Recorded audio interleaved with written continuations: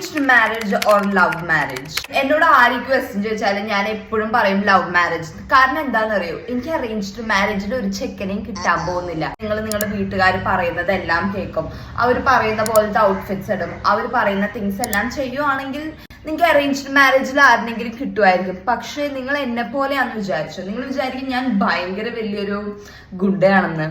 No, I am a simple person. പക്ഷെ എന്റെ personality കുറച്ച് ബിഗ് ആണ്. And I am tall. This is not a top, this is a dress.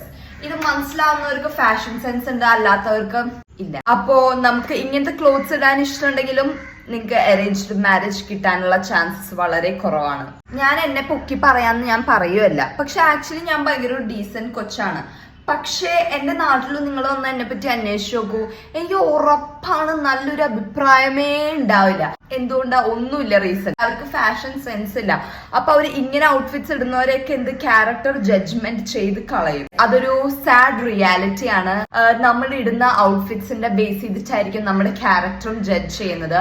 പക്ഷേ I don't care. എന്തായാലും ഞാൻ ഒരു അറേഞ്ച്ഡ് മാരേജ് ചെയ്യാൻ ഉദ്ദേശിക്കുന്നില്ല. പക്ഷെ if you are into arranged marriage, dress modestly.